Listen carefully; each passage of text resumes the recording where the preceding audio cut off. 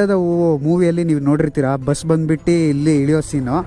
ಇಲ್ಲಿ ಬಂದ್ಬಿಟ್ಟು ಇಳಿದಾಗ ಪುನೀತ್ ರಾಜ್ಕುಮಾರ್ ಸರ್ ಆಗ ಚಿಕ್ಕವರು ತುಂಬ ಚೆನ್ನಾಗಿ ಆ್ಯಕ್ಟಿಂಗ್ ಮಾಡಿದರು.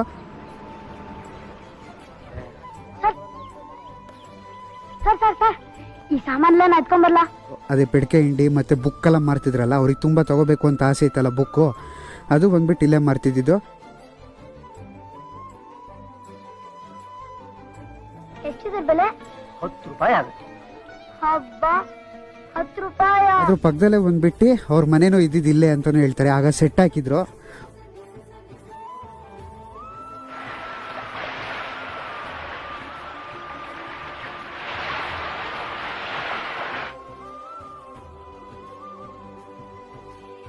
ಈ 1984ರಲ್ಲಿ ಬೆಟ್ಟದ ಹೂವು ಮೂವಿ ಶೂಟಿಂಗ್ ಆಗಿರುವ ಜಾಗ ಇದೇ ಸ್ಕೂಲಲ್ಲಿ ಬಂದ್ಬಿಟ್ಟು ಪುನೀತ್ ರಾಜ್ಕುಮಾರ್ ಅವರು ಆ ಮೂವಿಯಲ್ಲಿ ಓದ್ತಿದ್ದ ಜಾಗ.